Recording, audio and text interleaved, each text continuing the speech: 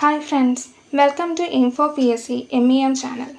നമ്മളിന്ന് നോക്കാൻ പോകുന്നത് 2025 ജൂലൈ 26 നടന്ന assistant sub inspector trainee police constable trainee എക്സാമിലെ മാത്സ് ആൻഡ് മെൻ്റലബിലിറ്റി ചോദ്യമാണ്. ഇതിൻ്റെ ക്വസ്റ്റ്യൻ പേപ്പർ കോഡ് 92/2025. ഈ ക്വസ്റ്റ്യൻ പേപ്പറിൻ്റെ GK and current affairs part നമ്മളുടെ ഇൻഫോ PSC ചാനലിൽ അപ്ലോഡ് ചെയ്തിട്ടുണ്ട്. അതേപോലെ തന്നെ ഇംഗ്ലീഷും മലയാളത്തിൻ്റെയും ചോദ്യങ്ങൾ ഡിസ്കസ് ചെയ്തിട്ടുള്ളത് നമ്മളുടെ ഇൻഫോ PSC MEM ചാനലിൽ അപ്ലോഡ് ചെയ്തിട്ടുണ്ട്. അപ്പോൾ നമ്മളിന്ന് നോക്കുന്ന മാത്സ് ആൻഡ് മെൻ്റലബിലിറ്റി ക്വസ്റ്റ്യൻസ് ആണ്. അപ്പോൾ ആദ്യത്തെ ചോദ്യത്തിലോട്ട് കടക്കുകയാണ്. ഒന്നാമത്തെ ചോദ്യം, അതായത് ക്വസ്റ്റ്യൻ പേപ്പർ കോഡ് എയിലെ 51ാമത്തെ ചോദ്യം. ഒറ്റയാനെ കണ്ടെത്തുക. അപ്പം ഏതൊക്കെയാണ് ഓപ്ഷൻ വന്നിരിക്കുന്നത്? 59, 69, 79, 89. അപ്പോൾ ഈ നമ്പേഴ്സ് നമ്മൾ ശ്രദ്ധിക്കുക. 59, 69, 79,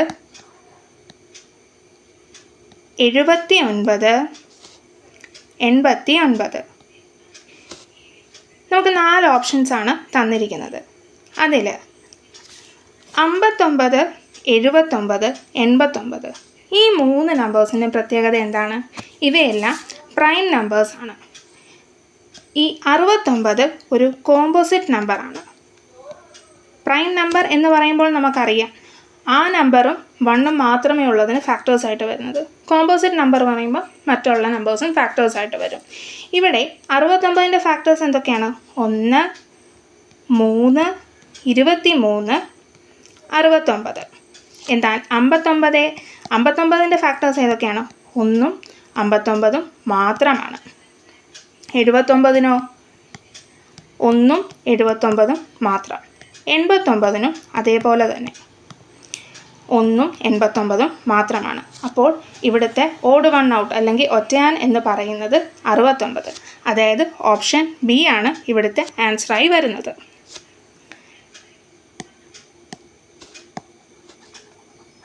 ഈ ക്വസ്റ്റ്യൻ എല്ലാവർക്കും മനസ്സിലായെന്ന് കരുതുന്നു. നമുക്ക് അടുത്ത ചോദ്യത്തിലോട്ട് കടക്കാം.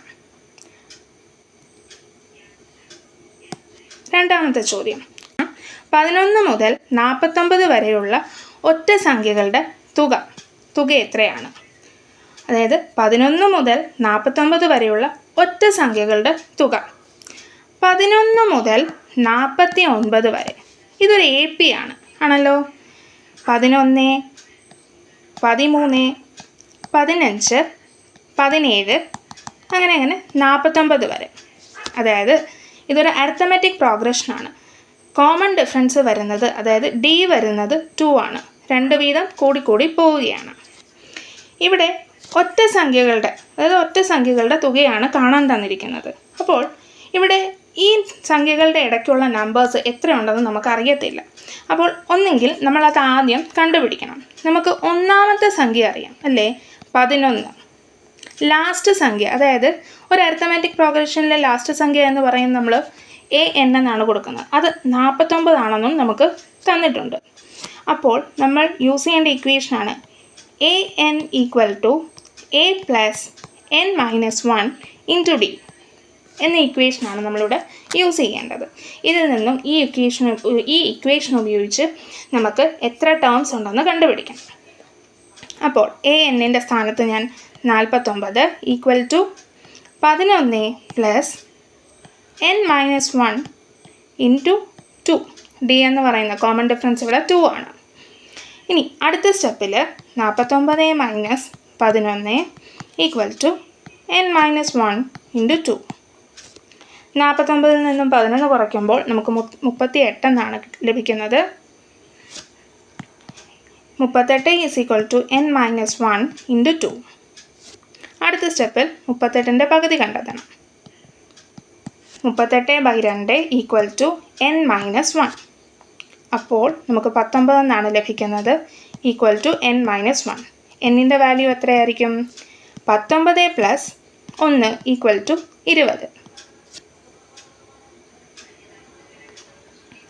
എന്നാൽ നമ്മളിപ്പം ടേംസിൻ്റെ മാത്രമേ കണ്ടുപിടിച്ചുള്ളൂ. 20 ടേംസ് ഉണ്ടെന്ന് നമുക്ക് മനസ്സിലായി. നമ്മളോട് എന്താണ് കണ്ടുപിടിക്കാൻ പറഞ്ഞിരിക്കുന്നത്? തുകയാണ് കണ്ടെത്തേണ്ടത്. അപ്പോൾ തുക കണ്ടുപിടിക്കാനുള്ള ഇക്വേഷനാണ് Sn equals to n/2 into a plus l. അതായത് first term n/2 into first term plus last term. നമുക്കിപ്പോൾ ഈ ഇക്വേഷൻ ഉപയോഗിച്ച് കണ്ടുപിടിക്കാൻ പറ്റും. Sn ഈസ് ഈക്വൽ ടു എന്നിൻ്റെ സ്ഥാനത്ത് 20/2 into a 11 plus last term 49 ആണ് ഈക്വൽ ടു 20നെ 2 ഉപയോഗിച്ച് നമ്മൾ വെട്ടുമ്പോൾ 10 കിട്ടും ഇൻറ്റു 49 11 കൂടി ആഡ് ചെയ്യുമ്പോൾ നമുക്ക് 60 കിട്ടും. ഇതിൻ്റെ തുക എത്രയാണ്? 600. അങ്ങനെ ഓപ്ഷൻ എ ആണ് ഇവിടെ ഉത്തരമായി വരിക. അപ്പോൾ ഇവിടെ മറ്റൊരു കാര്യം ചെയ്യാൻ പറ്റും. നമുക്കിവിടെ ഈ ഇക്വേഷൻ തന്നെയാണ് യൂസ് ചെയ്ത് നമുക്ക് തുക കണ്ടുപിടിക്കാൻ പറ്റത്തുള്ളൂ. പിന്നെ നമുക്കിവിടെ n കണ്ടുപിടിക്കാൻ വേറൊരു മാർഗം ഉപയോഗിക്കാം. നമ്പർ ഓഫ് ടേംസ് കണ്ടെത്തിയാൽ പിന്നെ നമുക്ക് ഈ ഇക്വേഷൻ ഉപയോഗിച്ച്, അതായത് ഈ സമ്മ കണ്ടുപിടിക്കേണ്ട ഈ ഇക്വേഷൻ ഉപയോഗിച്ച് നമുക്ക് വേഗം തന്നെ തുക കണ്ടെത്താവുന്നതാണ്. n കണ്ടുപിടിക്കാൻ മറ്റൊരു മാർഗം എന്താണെന്ന് വെച്ചാൽ, നമുക്ക് ലാസ്റ്റ് ടേം എത്രയാണ് തന്നിരിക്കുന്നത്? 49. ഇതിൽ നിന്നും ഫസ്റ്റ് ടേം എത്രയാണ്? 11 കുറയ്ക്കുക. അതിനെ 2 കൊണ്ട് ഹരിക്കുക. അതായത് ഹരിക്കുക, ഒപ്പം 1 കൂടി ആഡ് ചെയ്യുക. അതായത് last term minus first term by 2 plus 1 എന്ന് ചെയ്യുക. Last term 49 minus 11 by 2 plus 2. ഇത് തമ്മിൽ കുറയ്ക്കുമ്പോൾ നേരത്തെ പറഞ്ഞ പോലെ 38 എന്ന് കിട്ടും. 38 by 2 plus 1 equal to 19 plus 1 equal to 20 എന്ന് കിട്ടുന്നത്. ഈ 20 എടുത്ത് നമുക്ക് ഈ ഇക്വേഷനിൽ സബ്സ്റ്റിറ്റ്യൂട്ട് ചെയ്ത് സമ്മ നമുക്ക് കണ്ടെത്താവുന്നതാണ്. എല്ലാവർക്കും ഈ ചോദ്യം മനസ്സിലായെന്ന് കരുതുന്നു. നമുക്ക് അടുത്ത ചോദ്യത്തിലോട്ട് കടക്കാം. അടുത്ത ചോദ്യം, താഴെ തന്നിരിക്കുന്ന സംഖ്യകളുടെ മീഡിയൻ കാണുക. അതായത് 4.20, 6.42, 3.61, 4.60, 2.12, 5.21 എന്നീ സംഖ്യകൾ തന്നിരിക്കുന്ന സംഖ്യകളുടെ മീഡിയൻ കാണുക. മീഡിയൻ എന്ന് പറയുമ്പം ഏറ്റവും നടുക്കത്തെ ടേം ആണ് കണ്ടെത്താൻ പറഞ്ഞിരിക്കുന്നത്. അതായത് ഇപ്പോൾ തന്നിരിക്കുന്ന സംഖ്യകൾ, നമ്മൾ ഇങ്ങനത്തെ ഒരു ക്വസ്റ്റ്യൻ കാണുമ്പോൾ ശ്രദ്ധിക്കേണ്ടത്, തന്നിരിക്കുന്ന സംഖ്യകൾ ഒരു ഓർഡറിലാണോ തന്നിരിക്കുന്നത്, അതായത് അസെൻഡിങ് ഓർഡറിലോ അല്ലെങ്കിൽ ഡിസെൻഡിങ് ഓർഡറിലാണോ തന്നിരിക്കുന്നതെന്ന് ശ്രദ്ധിക്കേണ്ടതാണ്. അപ്പോൾ നമുക്ക് അസെൻഡിങ് ഓർഡറിലോ നമുക്ക് കൺവീനിയൻ്റ് ആയിട്ടുള്ള ഒരു ഓർഡറിൽ നമ്മളതിനെ അറേഞ്ച് ചെയ്യണം. ഞാനിപ്പോൾ ഇതിനെ അസെൻഡിങ് ഓർഡർ, അതായത് ചെറുതിൽ നിന്നും വലുതിലേക്ക് ഇതിനെ അറേഞ്ച് ചെയ്യുന്നതായിരിക്കും. അപ്പോൾ ഈ തന്ന സംഖ്യകളിൽ നിന്നും ഏറ്റവും ചെറുത് എന്ന് പറയുന്നത് 2.12 ആണ്. 2.12, രണ്ടാമത്തെ സംഖ്യ എന്ന് പറയുന്നത് 3.16. അത് കഴിഞ്ഞുള്ള സംഖ്യ എന്ന് പറയുന്നത് 4.21. 4.20. അടുത്തത് 4.60.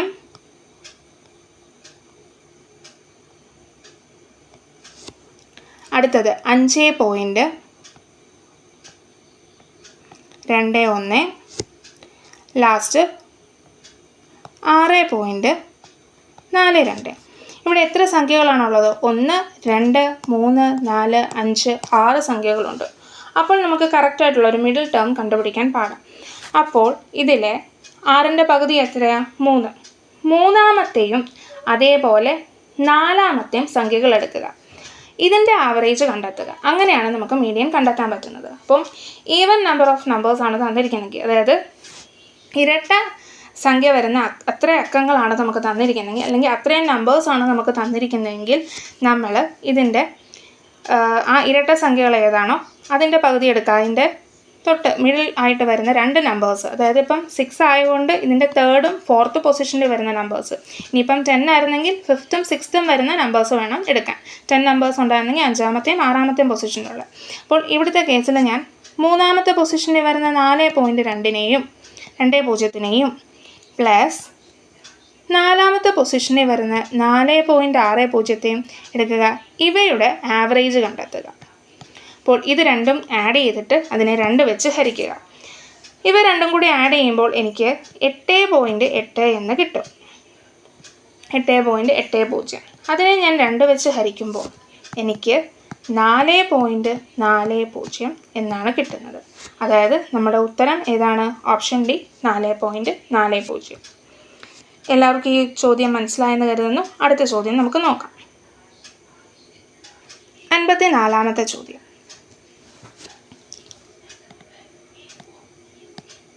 123 minus 2 the whole raised to 1/2 into 78 plus 3 the whole raised to 1/4 by 243 the whole raised to 1/5. ശ്രദ്ധിക്കാം, ഇവിടെ 123 മൈനസ് 2 എന്നാണ് തന്നിരിക്കുന്നത്. The whole raise to 1/2. 123ൽ നിന്നും 2 കുറയ്ക്കുമ്പോൾ നമുക്ക് എത്ര കിട്ടും? 121. The whole raise to 1/2. അതായത് എക്സ്പോണൻസിൻ്റെ റൂൾ അനുസരിച്ച് എ റേസ് ടു 1/2 എന്ന് പറയുകയാണെങ്കിൽ റൂട്ട് ഓഫ് എ, ആ തന്നിരിക്കുന്ന നമ്പറിൻ്റെ റൂട്ടാണ് നമ്മൾ കണ്ടെത്തേണ്ടത്. അപ്പോൾ ഞാൻ റൂട്ട് കണ്ടെത്താം.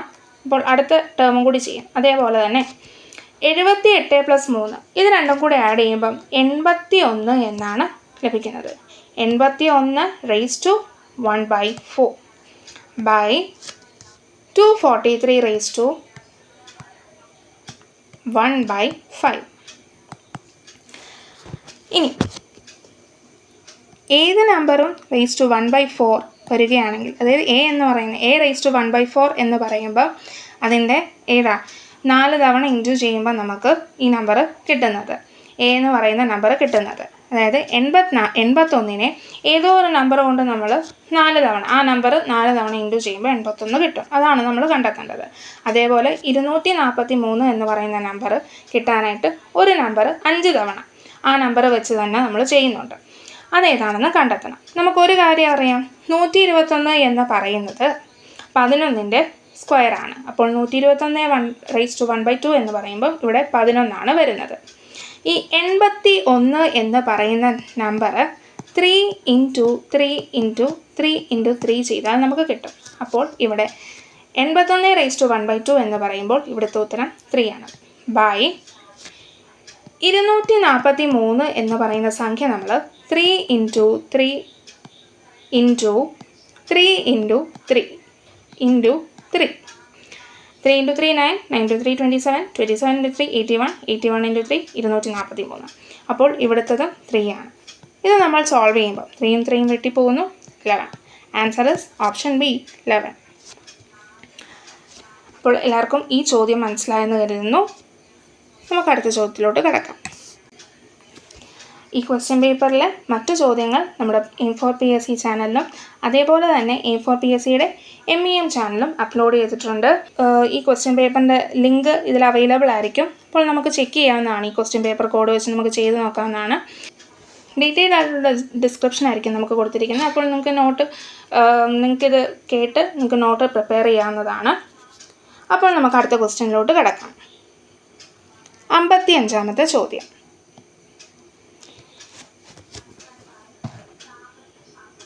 Dog is equal to 274, cat is equal to 358 ആയാൽ ഗോട്ട് is equal to എത്രയാണെന്ന് കണ്ടുപിടിക്കേണ്ടത്.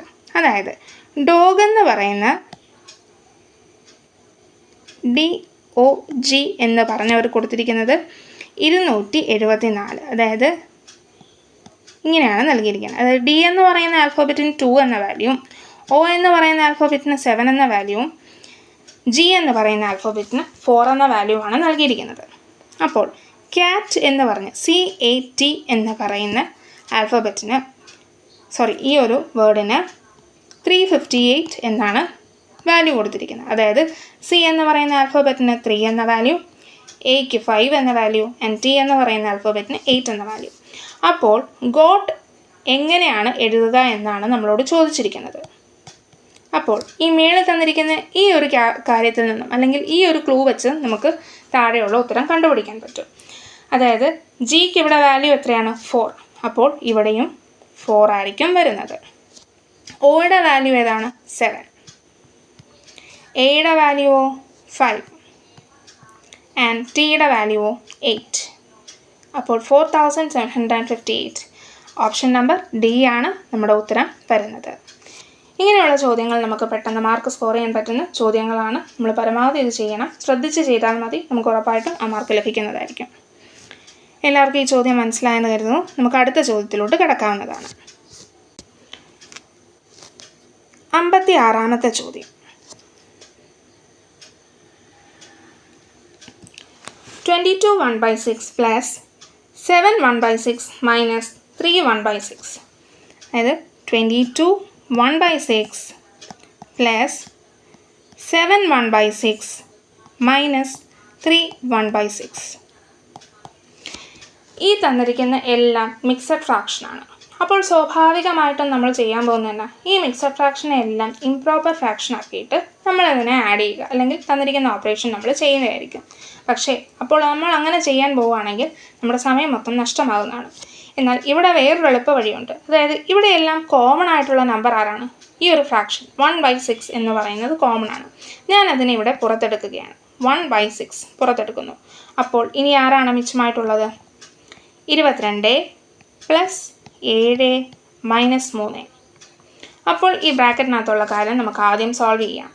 അതായത് 1/6 ഇൻറ്റു 22 7 കൂടി ആഡ് ചെയ്യുമ്പോൾ 29 എന്ന് ലഭിക്കും. അതിൽ നിന്ന് 3 കുറയ്ക്കണം. ഈക്വൽ ടു ഇത് രണ്ടും സോൾവ് ചെയ്യുമ്പോൾ എനിക്ക് 29 നിന്ന് 3 കുറയ്ക്കുമ്പോൾ 26 എന്ന് കിട്ടുന്നതായിരിക്കും. അതിൻ്റെ കൂടെ ഈ 1/6. അങ്ങനെ നമ്മുടെ ഉത്തരം ഏതാണ്? ഓപ്ഷൻ എ ആണ് നമ്മുടെ ആൻസറായിട്ട് വരുന്നത്. 26 1/6. എല്ലാവർക്കും ഈ ചോദ്യം മനസ്സിലായെന്ന് കരുതുന്നു. നമുക്ക് അടുത്ത ചോദ്യത്തിലോട്ട് കടക്കാം. അടുത്തത് 57ാമത്തെ ചോദ്യം. ഒരു പരീക്ഷ പാസ്സാകാൻ 60% മാർക്ക് വേണം. നീതുവിന് 180 മാർക്ക് കിട്ടി. നീതുവിന് പാസ്സാകാൻ 60 മാർക്കിൻ്റെ കുറവുണ്ട് എങ്കിൽ പരീക്ഷയുടെ ആകെ മാർക്ക് എത്ര? അതായത് ഒരു പരീക്ഷ പാസ്സാകാൻ 60 മാർക്ക് വേണം. നീതുവിന് 180 മാർക്ക് കിട്ടി. നീതുവിന് പാസ്സാകാൻ 60 മാർക്കിൻ്റെ കുറവ് എങ്കിൽ ആകെ മാർക്ക് എത്ര? അതായത് ടോട്ടൽ പരീക്ഷ എത്ര മാർക്കിലാണ് നടന്നതെന്നാണ് നമ്മളിവിടെ കണ്ടുപിടിക്കേണ്ടത്. അപ്പോൾ പാസ്സാകാൻ എത്ര വേണം? എക്സാം പാസ്സാകണമെങ്കിൽ നമുക്ക് 60% ലഭിക്കണം. ഇവിടെ നീതു എന്ന് പറയുന്ന ഒരു പെൺകുട്ടിയെ പറയുന്നുണ്ട്. ആ കുട്ടിക്ക് ആകെ ലഭിച്ചത് എത്രയാണ്? 180 മാർക്കാണ് ലഭിച്ചത്.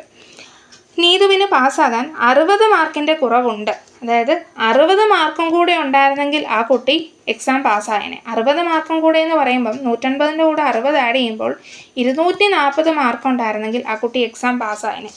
അതായത് 240 മാർക്ക് എന്ന് പറയുന്നത് 60% പറയുന്നത്. അപ്പോൾ നമ്മൾ കണ്ടെത്തേണ്ടത് 100% എന്ന് പറയുന്നത് തന്നെയാണ് ടോട്ടൽ മാർക്കല്ലേ. അതായത് ഈ എക്സാം എത്ര മാർക്കിലാണ് നടത്തിയെന്നുള്ളതല്ലേ, ടോട്ടൽ മാർക്കാണ് അതിൽ പറയുന്നത് എക്സാമിൻ്റെ. അപ്പോൾ ഇത് കണ്ടുപിടിക്കാനായിട്ട് നമ്മൾ ക്രോസ് മൾട്ടിപ്ലൈ ചെയ്യുകയാണ്. അതായത് total mark equal to 240 into 100 by 60. 60ഉം 240ഉം വെട്ടിപ്പോവും. ഇവിടെ 4 വരും. 4 ഇൻറ്റു 100 400. അതായത് നമ്മുടെ ഉത്തരം ഓപ്ഷൻ ബി. അതാണ് നമ്മുടെ ഉത്തരം വരുന്നത്. അപ്പോൾ ഇതിൽ വേറെ ഒന്നുമില്ല. ഇന്നത്തെ ചോദ്യം വരുമ്പോൾ ആ കുട്ടിക്ക് എത്രയായിരുന്നു കിട്ടിയത്? 180 അതിൻ്റെ കൂടെ ഇത്ര കുറവുണ്ട് എന്നാണ് പറഞ്ഞിരിക്കുന്നത്. അത് നമ്മൾ ആഡ് ചെയ്യുമ്പോൾ അതായത് എത്ര ശതമാനം മാർക്ക് വേണം എന്നുള്ളത് കിട്ടി. അതായത് ഈ 60% എന്ന് പറയുന്നതാണ് ഇവിടെ 240. എങ്കിൽ 100% എത്രയെന്നാണ് നമ്മൾ കണ്ടെത്തേണ്ടത്. അത് കണ്ടെത്തി നമ്മൾ 400 എന്ന് പറഞ്ഞ ഉത്തരം ലഭിച്ചിരിക്കുന്നു. ഈ ചോദ്യം എല്ലാവർക്കും മനസ്സിലായെന്ന് കരുതുന്നു. നമുക്ക് അടുത്ത ചോദ്യത്തിലോട്ട് കടക്കാം.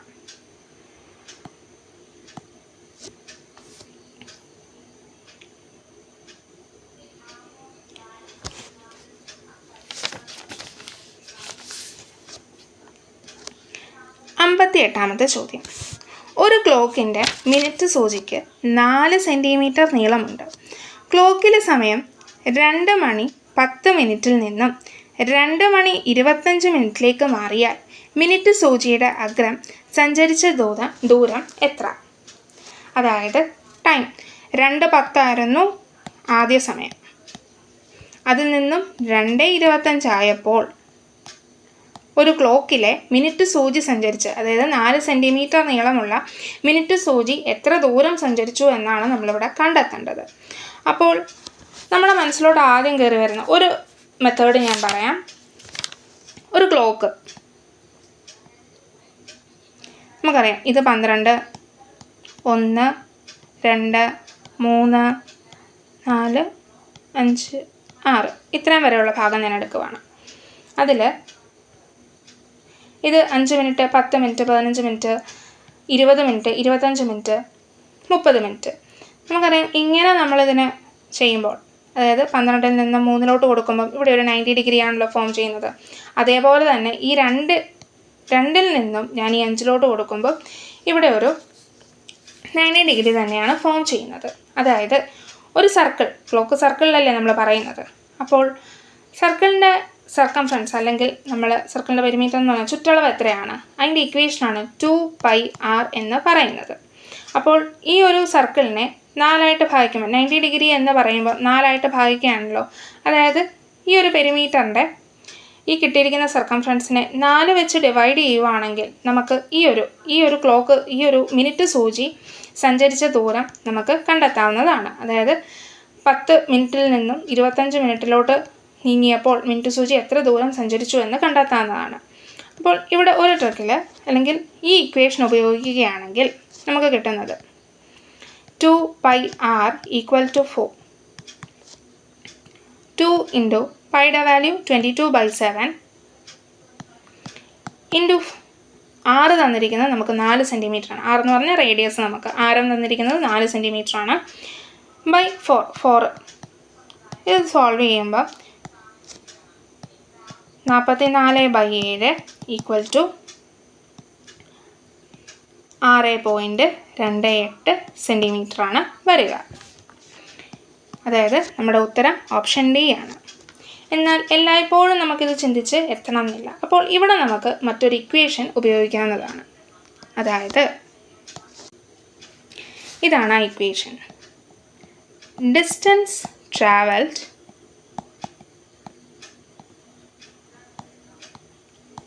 d by circumference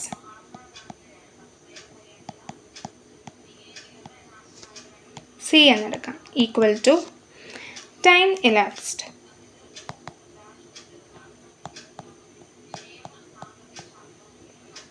TE എന്ന് പറഞ്ഞൊരു ഷോർട്ട് ഫോം ഇട്ടേക്കാം ബൈ ടോട്ടൽ ടൈം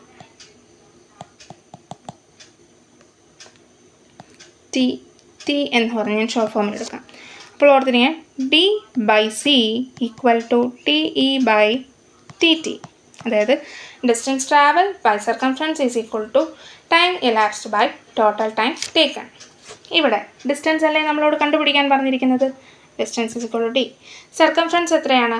2πr എന്ന് പറയുന്ന ഇക്വേഷൻ. ടൈം elapsed എന്ന് പറയുമ്പോൾ ടൈം ഡിഫറൻസ് ആണ് കണ്ടുപിടിക്കേണ്ടത്. അതായത് 2:10 ആദ്യം, അത് 2:25 മാറുകയായിരുന്നു അല്ലേ. 2:25 മാറി. അതായത് ഇവിടെ എത്രയാണ് ടൈം ഗ്യാപ്പ് ഡിഫറൻസ് വരുന്നത്? 2:25 - 2:10, അതായത് ഒരു 15 മിനിറ്റ് ഡിഫറൻസ് ആണ് ഇവിടെ വന്നിരിക്കുന്നത്. അപ്പോൾ 15 ടോട്ടൽ ടൈം എത്രയാണ്? ഒരു ക്ലോക്കിലെ ടോട്ടൽ ടൈം എന്ന് പറയുന്നത് 60 മിനിറ്റ് അല്ലേ. അപ്പം 60. അപ്പോൾ ഇത് സോൾവ് ചെയ്യുമ്പോൾ, അടുത്ത സ്റ്റെപ്പിൽ ഇത് സോൾവ് ചെയ്യുമ്പോൾ D is equal to 15/60 into 2πr. D is equal to ഈ 15ഉം 60ഉം വെട്ടിപ്പും 4 വരും. അതായത് 2πr/4. വീണ്ടും നമ്മൾ നേരത്തെ ചെയ്ത പോലെ തന്നെ ആ സ്റ്റെപ്പിലോട്ട് തിരിക്കുകയാണ്. 2 × 22/7 ഇൻറ്റു 4 ഒരു 4 ഓൾറെഡി ഇവിടെ ഉണ്ട്, ഈ 4 ഇവിടെ എടുക്കുന്നു. അപ്പോൾ നമ്മൾ നേരത്തെ സോൾവ് ചെയ്തതല്ലേ, ഇതേ രീതി തന്നെ 44/7 = 6.28 സെൻറ്റിമീറ്ററാണ്. കണ്ടല്ലോ. അപ്പം ഈ ഇക്വേഷൻ ഒന്നുകൂടി ശ്രദ്ധിക്കുക. ഇതേപോലെയുള്ള ചോദ്യങ്ങൾ നമുക്ക് ഉപയോഗിക്കാൻ പറ്റുന്നതാണ്. ഇത് നോട്ട് ചെയ്യേണ്ടതാണ്. വളരെ വളരെ ഇമ്പോർട്ടൻ്റ് ആണ്. Distance travel by circumference is equal to time elapsed by total time. അതായത് എത്ര ദൂരം സഞ്ചരിച്ചു എന്നറിയാൻ വേണ്ടിയിട്ട് D/C സർക്കംഫറൻസ് വെച്ച് ഡിവൈഡ് ചെയ്യുക is equal to time elapsed, എത്ര സമയം എടുത്തു അല്ലെങ്കിൽ സമയം ഡിഫറൻസ് എത്രയാണോ വന്നിരിക്കുന്നത് ബൈ ടോട്ടൽ ടൈം 60 മിനിറ്റ്. അതാണ് ഈ ഇക്വേഷൻ. എല്ലാവരും നോട്ട് ചെയ്ത് എടുക്കേണ്ടതാണ്, വളരെ വളരെ ഇമ്പോർട്ടൻ്റ് ആണ്. അപ്പോൾ ഈ ചോദ്യം എല്ലാവർക്കും മനസ്സിലായെന്ന് കരുതുന്നു. നമുക്ക് അടുത്ത ചോദ്യത്തിലോട്ട് കടക്കാം. 59ാമത്തെ ചോദ്യം. അരുൺ തൻ്റെ വീട്ടിൽ നിന്ന് നേരെ കിഴക്കോട്ട് 6 കിലോമീറ്റർ സഞ്ചരിച്ചു. അവിടെ നിന്ന് നേരെ വലത്തോട്ട് തിരിഞ്ഞ് 2 കിലോമീറ്റർ സഞ്ചരിക്കുന്നു. അതിനുശേഷം നേരെ വലത്തോട്ട് തിരിഞ്ഞ് 12 കിലോമീറ്റർ സഞ്ചരിക്കുന്നു. അവിടെ നിന്ന് നേരെ ഇടത്തോട്ട് തിരിഞ്ഞ് 6 കിലോമീറ്റർ സഞ്ചരിക്കുന്നു.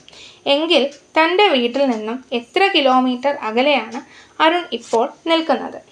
അപ്പോൾ ഡയറക്ഷനെ ബേസ് ചെയ്തിട്ടുള്ള ചോദ്യമാണ്. മിക്ക ക്വസ്റ്റ്യൻ പേപ്പറിലും ഒരു ക്വസ്റ്റ്യൻ ഡയറക്ഷനെ ബേസ് ചെയ്ത് നമുക്ക് വരുന്നത് എപ്പോഴും നമ്മൾ കണ്ടിട്ടുള്ളതാണ്. അപ്പോൾ ഡയറക്ഷനെ ബേസ് ചെയ്തുള്ള ചോദ്യം വരുമ്പോൾ നോർമലി നമ്മളൊന്ന് ഡയറക്ഷൻ്റെ ആ ഒരു ചാർട്ട് ഇവിടെ വരച്ച് വെക്കണം, അല്ലെങ്കിൽ കൺഫ്യൂഷൻ വരാതിരിക്കാൻ വേണ്ടിയിട്ട്. ഇതാണല്ലോ ഡയറക്ഷൻ്റെ ചാർട്ട്. ഇത് നോർത്ത്, സൗത്ത്, ഈസ്റ്റ്, വെസ്റ്റ്, ഇങ്ങനെയാണ് നമ്മൾ. ഇതൊന്ന് നമുക്കൊന്ന് വരച്ച് വെക്കുകയാണെങ്കിൽ കുറച്ചുകൂടി കണക്ട് ചെയ്യാൻ എളുപ്പമായിരിക്കും. ഇപ്പോൾ ഇവിടെ പറഞ്ഞിരിക്കുന്നത് എന്താണ്? അരുൺ തൻ്റെ വീട്ടിൽ നിന്നും നേരെ കിഴക്കോട്ട്. അപ്പം ഇതാണ് കിഴക്ക്, തെക്ക്, പടിഞ്ഞാറ്, വടക്ക്. വടക്ക്, തെക്ക്, കിഴക്ക്, പടിഞ്ഞാറ് മലയാളത്തിൽ ഞാൻ എഴുതിയിട്ടുണ്ട്. അപ്പോൾ ആദ്യം അങ്ങോട്ടാണ് പോയിരിക്കുന്നത്. അരുൺ അയാളുടെ വീട്ടിൽ. അരുൺ അയാളുടെ വീട്ടിൽ നിന്നും ഈ ഒരു പോയിന്റിൽ നിന്നും 6 കിലോമീറ്റർ കിഴക്കോട്ട് സഞ്ചരിച്ചു. 6 കിലോമീറ്റർ കിഴക്കോട്ട് സഞ്ചരിച്ചു. അപ്പോൾ ഇവിടെ ശ്രദ്ധിക്കേണ്ട കാര്യം, ഇവിടെ വലത്തോട്ട് ഇടത്തോട്ട് എന്ന് തിരിയുക എന്ന് പറഞ്ഞിട്ടുണ്ട്. അതുകൊണ്ട് നമ്മൾ ഡയറക്ഷൻ മാർക്ക് ചെയ്യുന്നതിൻ്റെ ഒപ്പം ലെഫ്റ്റും റൈറ്റും എഴുതി പോകുന്നത് വളരെ നല്ലതായിരിക്കും. ഇല്ലെങ്കിൽ നമുക്ക് അവിടെ കൺഫ്യൂഷൻ വരും. അപ്പോൾ അങ്ങോട്ടൊരാൾ നടക്കുമ്പം സ്വാഭാവികമായിട്ടും ഒരാളുടെ ഇടതുവശം ഇവിടെയും വലതുവശം ഈ ഭാഗത്തായിട്ടായിരിക്കും. എല്ലെന്ന് മാറുന്നു, അല്ലെങ്കിൽ നിങ്ങൾ വലതെന്നും ഇടതെന്നും വലതെന്നും വായെന്നും ഈ എന്നൊക്കെ കൊടുത്താൽ മതി. ഇപ്പം എളുപ്പത്തിന് ഞാനിവിടെ L for left and R for right എന്ന് കൊടുത്തിരിക്കുന്നത്. അവിടെ നിന്ന്, അതായത് ഈ 6 കിലോമീറ്റർ സഞ്ചരിച്ച ശേഷം അവിടെ നിന്ന് വലത്തോട്ട് തിരിഞ്ഞ്, അതായത് വലത്തോട്ട് ഈ ഒരു പാർട്ടിലോട്ട്, ഈ ഒരു റൂട്ടിലോട്ട് തിരിഞ്ഞ് എത്ര ദൂരം സഞ്ചരിച്ചു? 2 കിലോമീറ്റർ സഞ്ചരിക്കുന്നു. അതായത് 2 കിലോമീറ്റർ. അപ്പോൾ തിരിയുമ്പോൾ ഈ ഭാഗമാണ് അയാളുടെ റൈറ്റ് ആകുക, ആൻഡ് ദിസ് പോർഷൻ ലെഫ്റ്റ് ആയിരിക്കും. വീണ്ടും അടുത്തത് എന്താണ് പറയുന്നത്? അതിനുശേഷം നേരെ വലത്തോട്ട് തിരിഞ്ഞ്, അതായത് ഈ ഒരു ഡയറക്ഷനിൽ തിരിഞ്ഞ് 12 കിലോമീറ്റർ സഞ്ചരിക്കുന്നു. അതായത് ഇത്രയും ദൂരമാണ് അയാൾ സഞ്ചരിച്ചത്. അതായത് ഇങ്ങോട്ട് സഞ്ചരിച്ചു. അയാൾ 12 കിലോമീറ്റർ സഞ്ചരിച്ചു.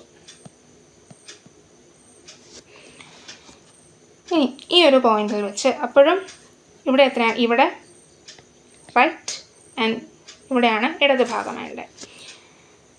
അവിടെ നിന്ന് നേരെ ഇടത്തോട്ട് തിരിഞ്ഞ് 6 കിലോമീറ്റർ സഞ്ചരിക്കുന്നു. ഇവിടെ നിന്നും ഇടത്തോട്ട്, അതായത് ഇങ്ങോട്ട് തിരിഞ്ഞ് എത്ര കിലോമീറ്ററാണ്? 6 കിലോമീറ്ററാണ് അയാൾ സഞ്ചരിച്ചത്. എങ്കിൽ തൻ്റെ വീട്ടിൽ നിന്നും എത്ര കിലോമീറ്റർ അകലെയാണ് അരുൺ ഇപ്പോൾ നിൽക്കുന്നത്? അതായത് ഇതായിരുന്നു സ്റ്റാർട്ടിംഗ് പോയിന്റ്, ഇതാണ് അരുണിൻ്റെ വീട്. അവിടെ നിന്നും ഈ ഒരു പോയിന്റ് എത്തി നിൽക്കുകയാണ്. ഇത് തമ്മിലുള്ള ദൂരം എത്രയാണ്, അല്ലെ അകലെ എത്രയാണെന്നാണ് കണ്ടുപിടിക്കേണ്ടത്.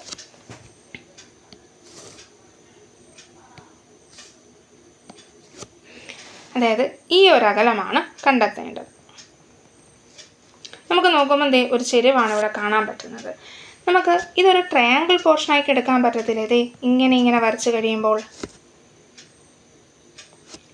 ഇവിടെ ഒരു ട്രയാങ്കിൾ സെറ്റ് ചെയ്യാൻ പറ്റുമല്ലോ, അതും ഒരു റൈറ്റ് ആംഗിൾ ട്രയാങ്കിൾ. അതായത് അതിൻ്റെ വാല്യൂസ് ഞാനിപ്പോൾ പറയാം.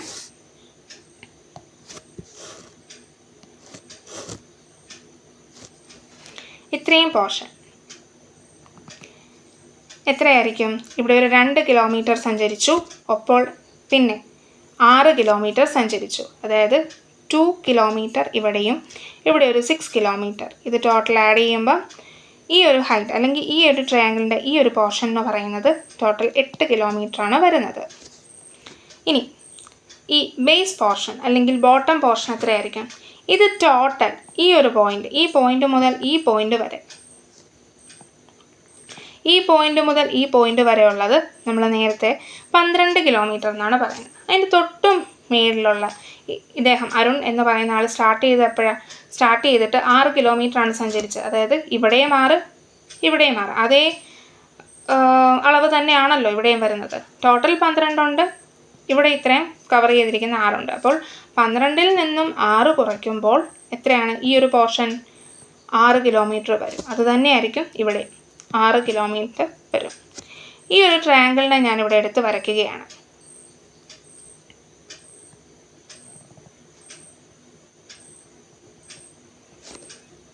Six kilometre and here 8 kilometre. ഇതായിരുന്നു അരുണിൻ്റെ വീട്. ഇതയാളിപ്പോൾ നിൽക്കുന്ന സ്ഥലം എന്ന് കണക്കൂട്ട്. ഇയാളുടെ സ്റ്റാർട്ടിംഗ് പോയിന്റ് എന്ന് കൊടുക്കാം, O എന്ന് പറഞ്ഞു കൊടുക്കുകയാണെങ്കിൽ. ഇതൊരു റൈറ്റ് ആംഗിൾ ട്രയാങ്കിൾ നമ്മൾ പഠിച്ചിട്ടുണ്ട്. ഈ ഒരു ട്രയാങ്കിളിൻ്റെ ഹൈറ്റ് അല്ലേ ഇപ്പോൾ ഇത്, അല്ലെങ്കിൽ ഇത് ആൾട്ടിറ്റ്യൂഡ് അല്ലേ? ഇതൊരു ബേസ് ആണല്ലോ ട്രയാങ്കിളിൻ്റെ. ഇതാണ് നമ്മൾ ഹൈപ്പോട്ന്യൂസ് എന്ന് പറയുന്നത്.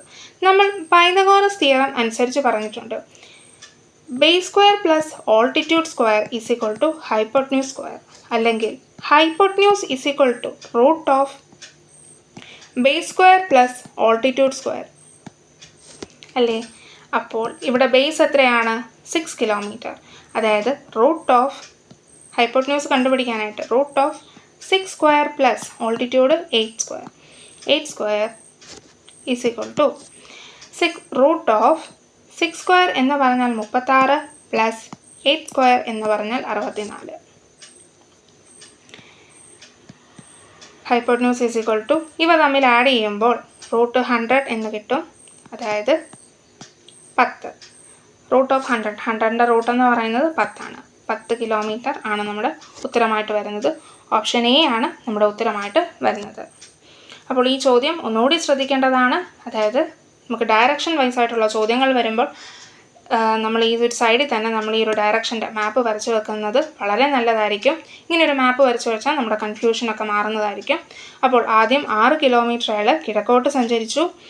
അതിനുശേഷം വലത്തോട്ട് തിരിഞ്ഞ് 2 കിലോമീറ്റർ സഞ്ചരിച്ചു. അതിനുശേഷം വലത്തോട്ട് തിരിഞ്ഞ് 12 കിലോമീറ്റർ അയാൾ സഞ്ചരിക്കുന്നു. അവിടെ നിന്നും ഇടത്തോട്ട് തിരിഞ്ഞ് 6 കിലോമീറ്റർ സഞ്ചരിക്കുന്നു. അയാൾ സ്റ്റാർട്ട് ചെയ്ത പോയിന്റിൽ നിന്നും എൻഡ് ചെയ്ത പോയിന്റും തമ്മിലുള്ള അകലമാണ് നമുക്ക് കണ്ടുപിടിക്കാൻ വന്നിരിക്കുന്നത്. അവിടെ നമ്മൾ ഫോം ചെയ്തിരിക്കുന്ന ഒരു ട്രയാങ്കിൾ ഉപയോഗിച്ച് അവർ തമ്മിലുള്ള ഡിസ്റ്റൻസ് നമ്മൾ കണ്ടുപിടിക്കുകയാണ് ചെയ്തത്. ഇവിടെ പൈതഗോറസ് തിയറം അപ്ലൈ ചെയ്താണ് നമ്മൾ കണ്ടുപിടിച്ചിരിക്കുന്നത്. അങ്ങനെ ഈ ചോദ്യം എല്ലാവർക്കും മനസ്സിലായെന്ന് കരുതുന്നു. നമുക്ക് അടുത്ത ചോദ്യത്തിലോട്ട് കിടക്കാം.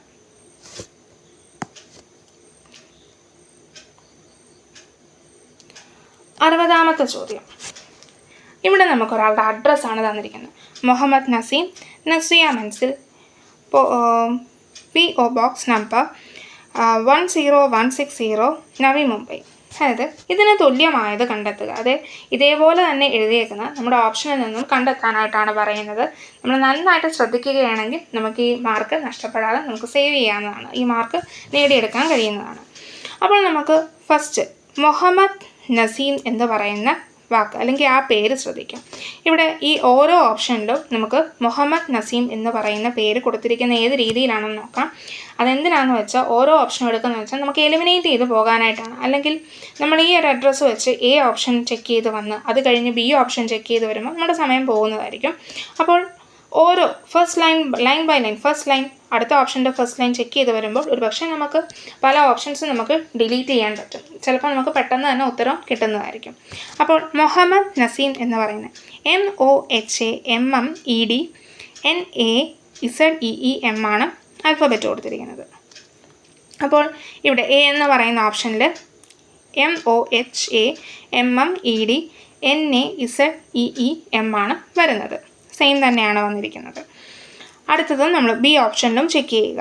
അപ്പോൾ MOHAMMEDNAZEEM അതും കറക്റ്റാണ്.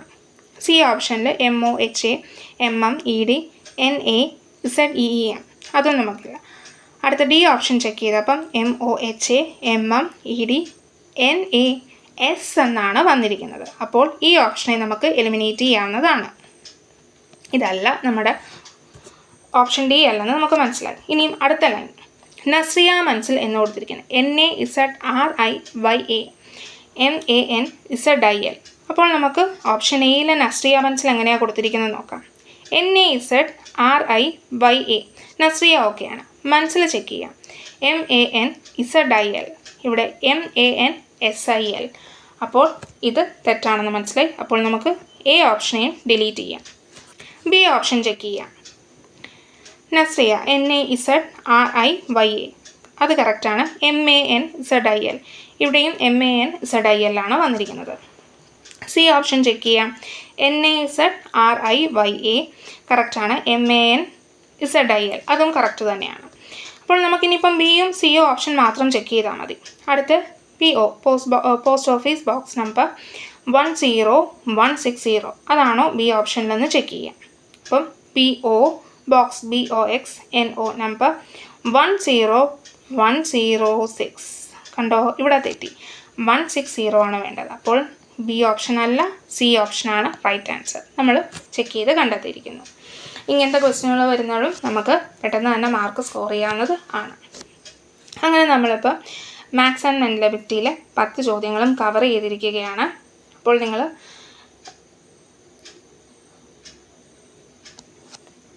നിങ്ങൾക്ക് ഈ ആൻസേഴ്സ് എല്ലാം മനസ്സിലായെന്ന് കരുതുന്നു. അപ്പോൾ താങ്ക് യു.